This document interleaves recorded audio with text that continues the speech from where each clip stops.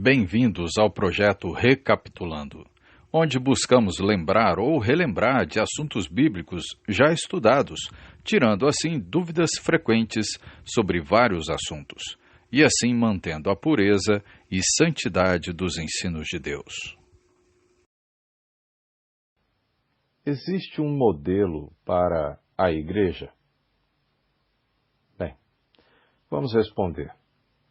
Pregadores capacitados têm informado erroneamente jovens e adultos, afirmando que as epístolas do Novo Testamento são uma coletânea de cartas de amor e cartas de amor não contêm regras. Bem, na verdade, o amor permeia todo o Novo Testamento, mas ele pronuncia uma bênção somente para os que andam segundo uma certa regra. Alguns dizem que as cartas de amor não contêm regras, mas as cartas de amor do Novo Testamento baseiam-se na lei de Cristo. Vejam Gálatas 6:2. E diz assim: levai as cargas uns dos outros, e assim cumprireis a lei de Cristo. Outros dizem: vamos praticar o amor, mas sem doutrina. Bem, todavia, certo homem inspirado escreveu a um jovem pregador instruindo a cuidar da doutrina e aplicar-se à doutrina, pois, fazendo assim, salvarás tanto a ti mesmo como aos teus ouvintes. 1 Timóteo, capítulo 4, versículo 13 e o versículo 16 também. Alguns ridicularizam a ideia de um modelo.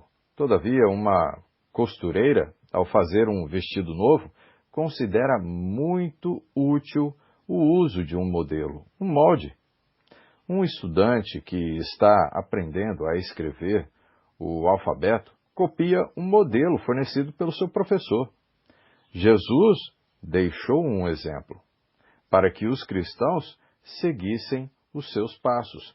1 Pedro 2:21.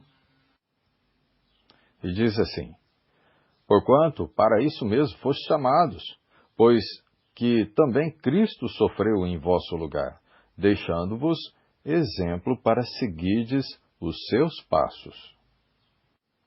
Agora vejam o que Paulo disse em 1 Coríntios 11:1.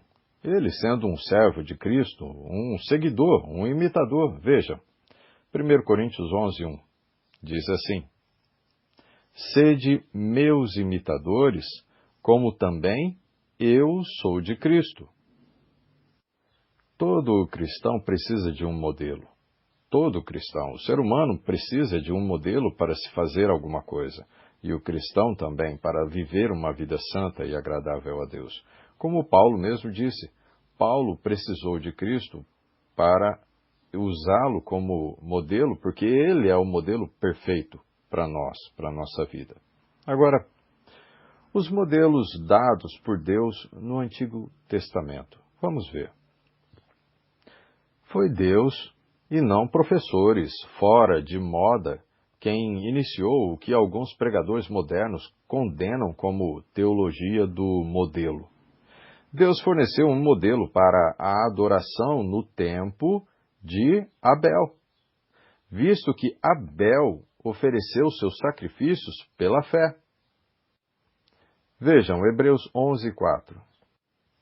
E diz assim: pela fé, Abel ofereceu a Deus mais excelente sacrifício do que Caim, pelo qual obteve testemunho de ser justo, tendo a aprovação de Deus quanto às suas ofertas.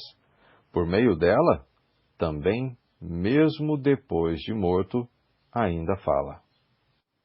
Bem, e visto que a fé vem de se ouvir a palavra, não é? Romanos 10:17, é evidente que Deus especificou o sacrifício animal e não vegetal. Gênesis 4:4. E diz assim: Abel, por sua vez, trouxe das primícias do seu rebanho, e da gordura deste. Agradou-se o Senhor de Abel e de sua oferta. Teve início, assim, o modelo de ofertas animais e de sangue. Esse modelo foi perpetuado por Noé e por Abraão, Isaque e Jacó, Gênesis 8 e 20, Gênesis 12 e 7, versículo 8 também, capítulo 26, versículo 23 até o 25, e também o capítulo 31, versículo 54. Os sacrifícios de sangue eram essenciais na aliança mosaica com Israel. Isso a gente vê em Levítico 16, do 1 até o 34. O clímax desse sistema foi atingido quando um corpo humano foi preparado para que Jesus fosse o Cordeiro de Deus, que tira o pecado do mundo. Isso nós vemos em João capítulo 1, versículo 29, Hebreus 9, 12 também e capítulo 10, versículo 5. Bem, foi Deus quem deu a Noé instruções específicas para a construção da arca. O tipo de madeira, as dimensões, o número de pisos, as janelas e assim por diante. Noé foi elogiado por ter seguido o modelo, certo? Gênesis 6, versículo 14 até o 16 e o versículo 22 vocês podem ver. Bem, Moisés, ao construir o tabernáculo, não trabalhou sem um modelo, como a gente está vendo, né? Dado a ele por Deus no monte. Então isso a gente vê lá em Êxodo 25, versículo 9, versículo 40 e capítulo 26, versículo 30 e também Hebreus, capítulo 8, versículo 5. Vejam Hebreus 8 e versículo 5, o que Deus falou a Moisés. Vamos conferir. Diz assim: os quais ministram em figura e sombra das coisas celestes. Assim foi como foi Moisés divinamente instruído, quando estava para construir o tabernáculo. Pois diz ele: vê que faças todas as coisas de acordo com o modelo que te foi mostrado no monte. Lembrando, Deus sempre tem dado modelo para os seus servos. Da mesma forma, o Senhor, pelo Espírito, deu a Davi uma planta do templo. Isso 1 Crônicas 28, versículo 12. Disse então Davi: tudo isso me foi dado por escrito, por mandado do Senhor, a saber, todas as obras desta planta. Isso 1 Crônicas 28, versículo 19. Ok. O próprio Davi não teve permissão para construir o templo, mas ele disse que preparou tudo para o templo, com todas as suas forças. 1 Crônicas 29, 2. Antes de passar a planta ao seu filho Salomão, ele mandou cortar as pedras conforme as dimensões prescritas e preparadas nas pedreiras. 1 Crônicas 28 e 11, 1 Reis, capítulo 6, versículo 7. O cuidado de Salomão em seguir o modelo foi tão preciso que nem martelo, nem machado, nem instrumento algum de ferro se ouviu na casa quando a edificaram. 1 Reis 6 e 7. Então agora vamos ver o modelo dado por Deus no Novo Testamento. Deus sempre dá um modelo para o seu povo imitar.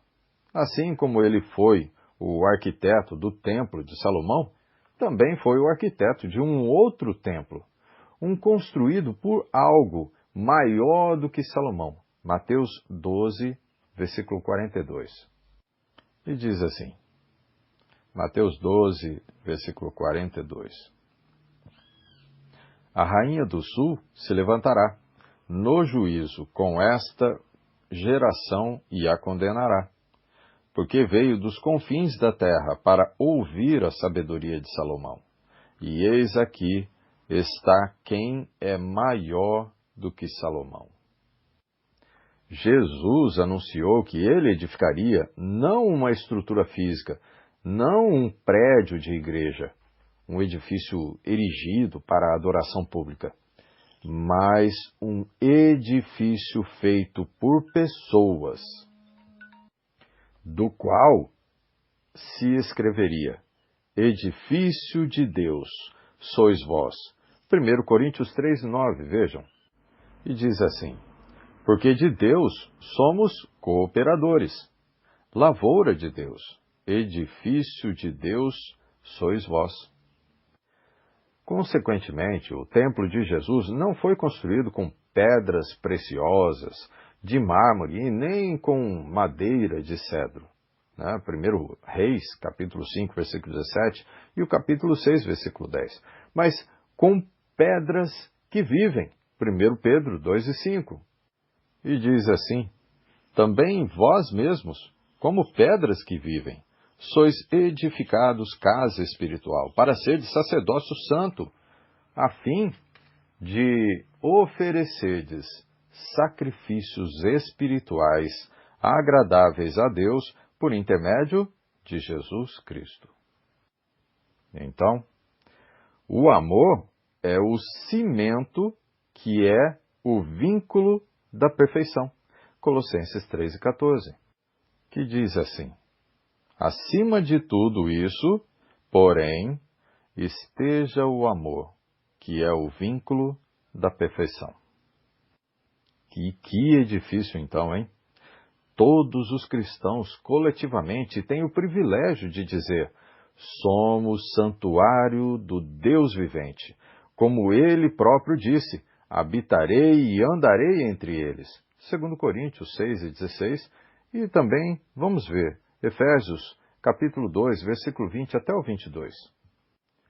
Vejam, diz assim: edificados sobre o fundamento dos apóstolos e profetas, sendo ele mesmo Cristo Jesus, a pedra angular, no qual todo o edifício bem ajustado cresce para o santuário dedicado ao Senhor, no qual também vós, juntamente, estáis sendo edificados para a habitação de Deus no Espírito. E Paulo escreveu aos cristãos também, dizendo: o santuário de Deus, que sois vós, é sagrado. 1 Coríntios 13:17. Bem, é maravilhoso o fato de que os cristãos serem o templo do Senhor, não só coletivamente, mas também individualmente. O corpo físico de cada cristão é santuário do Espírito Santo. Isso em 1 Coríntios 6:19. Existe uma planta para esse edifício estupendo. Será que existe? Sim, existe. Assim como as instruções para o sacrifício de Abel, a arca de Noé, o tabernáculo de Moisés e o templo de Salomão vieram do céu? Não vieram. As especificações para o santuário espiritual de Deus, geralmente denominado a igreja ou a congregação, também vieram do céu. Essas especificações foram enviadas do céu aos apóstolos de Cristo, no primeiro século, e não no quinto, no 10º, no 20º século. Antecipando o princípio do cristianismo, Jesus anunciou aos 12 o modelo do Pai para a igreja. Então, em verdade vos digo que tudo o que ligardes na terra terá sido ligado nos céus, e tudo o que desligardes na terra terá sido desligado nos céus. Mateus 18:18. Antes dos apóstolos dizerem ou escreverem qualquer coisa, o que eles disseram ou escreveram já havia sido dito nos céus pelo Pai ou Espírito Santo, o qual o Pai veio a enviar aos apóstolos em Jerusalém, no dia de Pentecostes, Isso lá em João 14, 26, Atos, capítulo 1, versículo 8, capítulo 2 e versículo 1 até o 4. O Espírito nada falaria por si mesmo, mas aquilo que ele tivesse ouvido o Pai dizer, essas coisas ele falaria, para guiar os apóstolos a toda a verdade. Então, João 16, versículo 13. E diz assim: Quando vier, porém, o Espírito da verdade, ele vos guiará a toda a verdade, porque não falará por si mesmo, mas dirá tudo o que tiver ouvido e vos anunciará as coisas que hão de vir. Isso são coisas que o Espírito Santo falaria para quem? Para nós? Não. Para os apóstolos. Precisa entender o contexto. Depois que os apóstolos e os servos de Cristo escreveram a Bíblia, aí sim, nós temos tudo escrito por eles daquilo que veio do Espírito Santo que tem recebido de Deus a nós. E também os apóstolos deveriam ser embaixadores, segundo Coríntios 5 e 20, sentados em 12 tronos, Mateus 19 e 28, durante todo o período da regeneração, Mateus 19 e 28. Eles receberiam autoridade do céu até a consumação dos séculos, Mateus 18 e 18, Mateus 28 e 20, e veja também 1 Tessalonicenses 2 e 6. E olha o que Paulo, ou no caso os apóstolos, praticamente disseram, né? Em 1 Tessalonicenses 2 e 6, também jamais andamos buscando glórias de homens, nem de vós, nem de outros. Porque tudo o que eles disseram não era deles, era do Espírito Santo que veio do Pai. Então, nada veio deles. Bem, a única maneira, desde o dia de Pentecostes, no ano 30, até a segunda vinda de Cristo, de distinguirmos o Espírito da verdade do Espírito do erro, é nos voltando para a doutrina dos apóstolos. Isso a gente vê 1 João 4 e 6, que fala sobre a doutrina, né? O distinguir o Espírito da verdade e o Espírito do erro, e também Atos capítulo 2, versículo 42, que fala sobre voltando à doutrina dos apóstolos, que nós precisamos.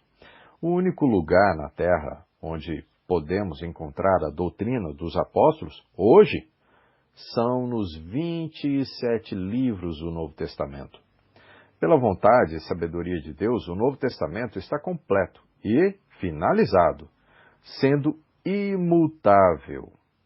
2 Timóteo 3 e 17, 2 Pedro 1 e 3, Gálatas 1, versículo 8 e o versículo 9 e Judas 3. Vamos ler 2 Pedro 1 e 3, que diz assim: Visto como, pelo seu divino poder, nos têm sido doadas todas as coisas que conduzem à vida e à piedade. Não é uma parte das coisas, mas todas as coisas. Pelo conhecimento completo, e não em parte, mas completo, daquele que nos chamou para a sua própria glória e virtude. Então, o que recebemos dos apóstolos é imutável e não pode ser alterado e nem mudado e nem acrescentado nada, porque já veio para nós completo. Bem, a ressurreição a rejeição dos modelos dados por Deus. Vamos ver. Alguns desprezam a ideia de recorrer ao Novo Testamento na tentativa de restaurar a igreja do primeiro século.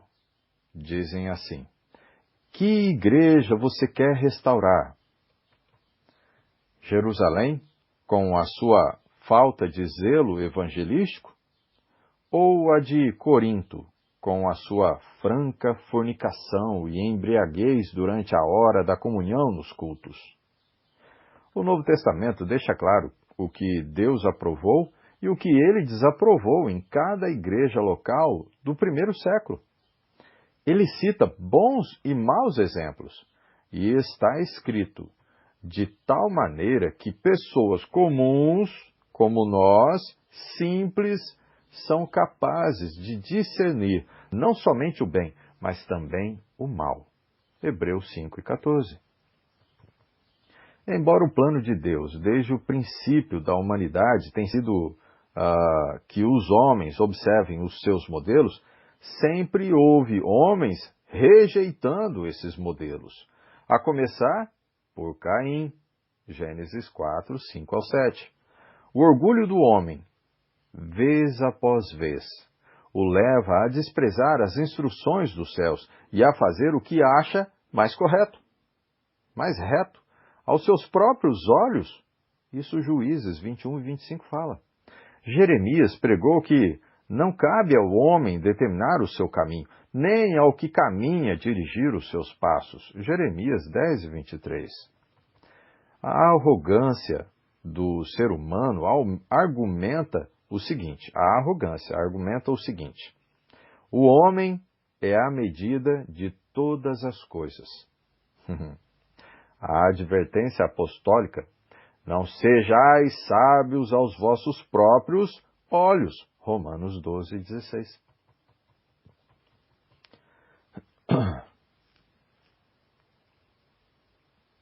E esse ensino geralmente é desconsiderado. O entendimento do próprio homem levou humanistas a escreverem o seguinte: passou o tempo do teísmo. Nenhuma divindade nos salvará. Temos de nos salvar a nós mesmos. Que estranho, não é? Alguns, mesmo crendo na existência de Deus, rejeitam Cristo. Alegam que a salvação só é possível por meio de Jesus, é auto-virtuosismo. Outros, embora afirmem crer na existência de Deus e na salvação somente por meio de Cristo, renunciam ao modelo que exige obediência ao Evangelho, segundo Tessalonicenses 1, do 7 ao 9. Um suposto pregador do Evangelho escreveu o seguinte: estou convencido de que o não imerso sincero será salvo eternamente. Nossa! Ainda há outros que, rejeitando todos os modelos, defendem que ninguém se perderá. Eles estão arriscando então a alma com a noção de que Deus é bom e amoroso demais para mandar alguém para o inferno. Quem és tu, ó homem, para discutires com Deus? Romanos 9, versículo 20.